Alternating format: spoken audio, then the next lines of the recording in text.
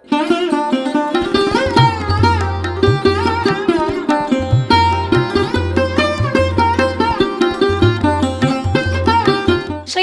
ഗുരുദേവന്റെ വാക്കുകൾക്ക് എക്കാലവും നമ്മുടെ ജീവിതവുമായി ബന്ധമുള്ളതാണ്. ശ്രീനാരായണ ഗുരുദേവന്റെ എക്കാലവും ഓർത്തിരിക്കുന്ന ഒരു ഉദ്ധരണിയാണ് ഒരു ജാതി, ഒരു മതം, ഒരു ദൈവം, മനുഷ്യൻ എന്നുള്ളത്. എന്താണ് ഇതിന്റെ അന്തസാരം എന്ന് നോക്കുകയാണെങ്കിൽ, ഈ ലോകത്ത് എല്ലാ മനുഷ്യർക്കും ഒരു ജാതിയും ഒരു മതവും ഒരു ദൈവവുമാണുള്ളത് എന്നാണ്.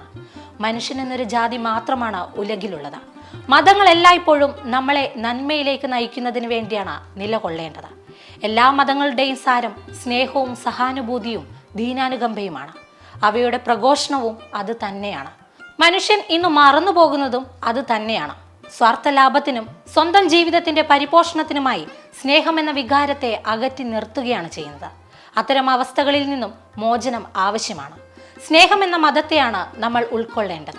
എല്ലാ ചരാചരങ്ങളുടെയും സൃഷ്ടിയും സ്ഥിതിയും സംഹാരവും നടത്തുന്ന ഒരു ചൈതന്യത്തെയാണ് ഈശ്വരൻ എന്ന വാക്കുകൊണ്ട് സൂചിപ്പിക്കുന്നത്.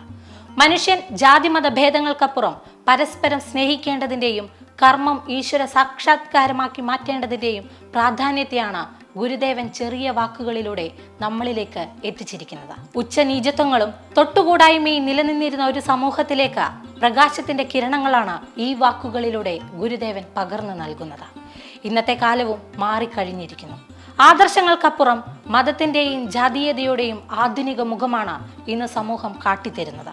ഈ സാഹചര്യത്തിൽ അദ്ദേഹത്തിന്റെ വാക്കുകളിൽ അടിയുറച്ചു നിന്നുകൊണ്ട് നമുക്ക് പുനർവിചിന്തനം നടത്താം.